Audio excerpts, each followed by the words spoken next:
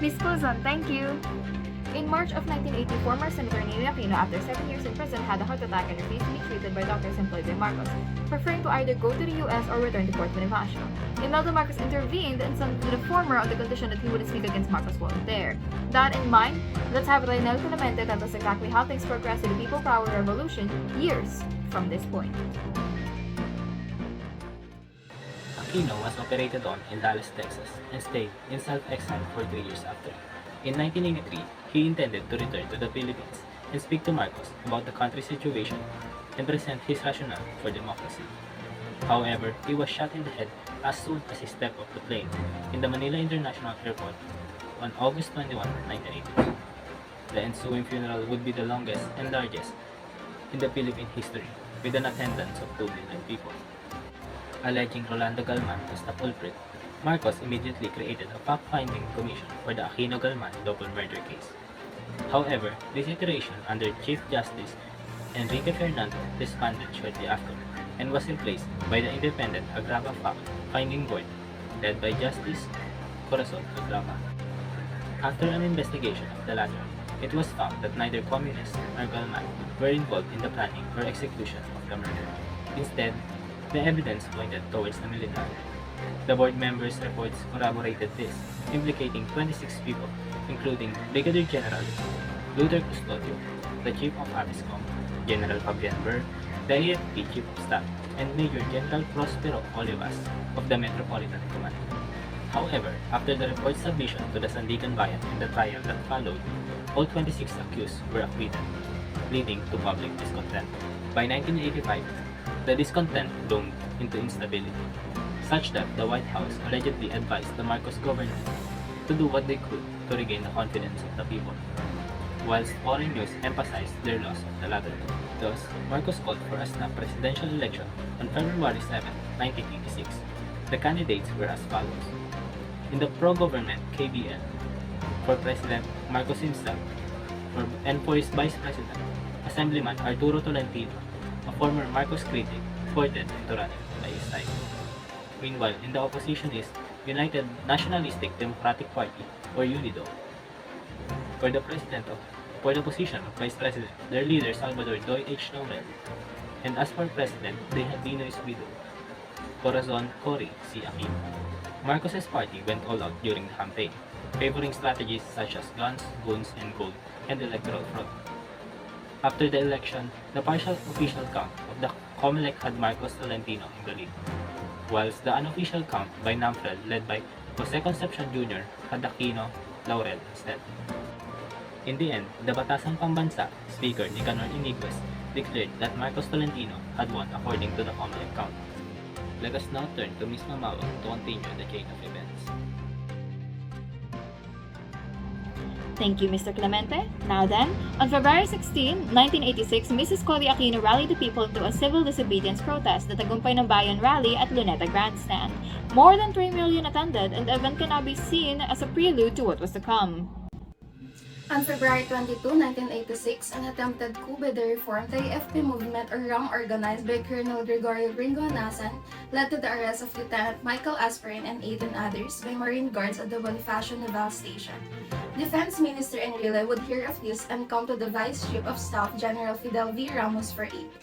Both announced the withdrawal of their support for the President at a press conference in the Ministry of National Defense building in Camp Aguinaldo. Marcos responded by way of his own press conference, urging for both to surrender as the participants of the coup were still trapped in the Camp Cram at the time. Meanwhile, for Regio Veritas, Cardinal Jaime Sin called for people to come to the latter's aid, urging them to bring food and other supplies. A day later, on February 23, people began to trickle into EDSA. At the height of this revolution, 3 million people filled EDSA, all the way from Ortigas to Cubao. On the 24th, the Villamor Air Base and the Malacanang were attacked by rebel helicopters, while the remaining members of the AFP joined the majority, which had already changed sides. On the 25th, Cory Aquino was inaugurated as the President of the Philippines with Jose P. Laurel as her Vice President at the Club Filipino in Green Hills. An hour after, Marcos conducted an inauguration of his own, taking his oath as President on broadcast by Channels 9 and 13 alongside the private Channel 7. Meanwhile, a flood of thousands had amassed the barricades in Menjola. held back only by loyal soldiers from storming the palace. Behind the scenes, Marcos called upon the White House for advice where he was told, "I think you should cut and cut cleanly. I think the time has come." Shortly after, he requested safe passage from Enrile, then left at 6 p.m. with his whole family in 4 American helicopters to Clark Air Base, then Guam, then Hawaii. Upon hearing the news, the protesters at Menjola seized and a celebration occurred amongst the people. Thus began the Cory Aquino administration. Amidst the rejoicing and surprise of millions, both nationally and internationally, let us now turn to Luwin Termulo for the rest. The first and foremost goal of the Cory Aquino administration was to restore democracy, and so that their first move. Political prisoners were released. The writ of habeas corpus was restored in Region 9 and 12 in Mindanao, and the Malacanang was opened to the public once more.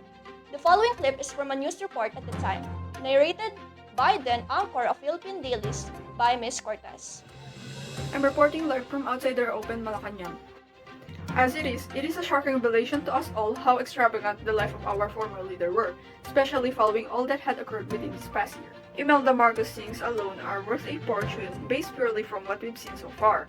3,000 pairs of custom-made shoes, 1,000 gowns, hundreds of perfume, and more. Truly she lives up to her reputation. Prior to the transitional period that would come with the drafting and ratification of a new constitution, President Aquino issued Proclamation No. 3, the Freedom Constitution, on March 25, 1986, promulgating a provisional constitution. On June 2, 1986, she appointed an independent constitutional committee led by the former Supreme Court Justice Cecilia Munoz Palma for the drafting of this new constitution and gave them 2 months. 4 months later, the commissioners approved the entire draft in a vote of 45 against 2. It was then sent to the president, who called for votes from the people for its ratification in a national plebiscite. Today is February 2, 1987, and the weather is fine. We are here for the national vote for the ratification of the new constitution. Hopefully those that can have registered and are aware of what you are voting for. In summary, the amendments have given us a broad state policies and are proposing a new Commission of Human Rights for the sake of citizens' overall well-being, limited the presidential position power, and has ensured a system of checks and balances between the 3 branches of government, and has increased the power of the people. In 1986, Aquino was invited to deliver a speech in the U.S. Congress, whereupon she spoke of the people's struggle during and against the dictatorship, the endeavors that were and will be taken for the restoration of democracy, and some of the issues retained from her predecessor's reign, including the country's foreign debt of more than 26 billion. Soon enough, she was selected as Time Magazine's Woman of the Year in 1986. In July 1987, as in the provisions of the 1987 Constitution, the government launched the Comprehensive Agrarian Reform Program, or CARP, via RA 6657, which covered all private and public agricultural lands, unlike Marcos PD 27. 2 days ago, on July 6, 1986, Marcos loyalists began to occupy the Manila Hotel. It's been 37 hours since then, and the incident has been resolved. It's been months since the news of the planned coup God Save the Queen was leaked in the Philippine Daily Inquirer and Tusford. The most recent and possibly the most serious coup attempted against President Aquino has been defeated today, December 9, 1989. All in all, there were 9 attempted coups, including the ones mentioned in the previous clips by Reporter A. To add on to the overall tumult of the term, a myriad of natural disasters also occurred at the time. Mount Pinatubo's eruption in 1991 devastated the still recovering economy of the Philippines, while the Central Luzon earthquake in 1990 resulted in 1,700 casualties, infrastructure's problems, and additional power problems alongside the ones that were already there. And now, we return to Ms. Mamawag for our final segment. Following Cory Aquino, the next presidents of the Fifth Republic of the Philippines now under the 1987 Constitution are Fidel V. Ramos, Joseph A. Estrada, Gloria Macapagal Arroyo, Benigno Simeon Aquino III, Rodrigo R. Duterte, and finally the current president, Ferdinand Bongbong Marcos Jr.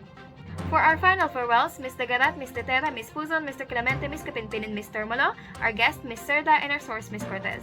I am Crisibel Mamawag, and this was the Nation's Chronicler. Thank you all. Have good weather and a great day ahead.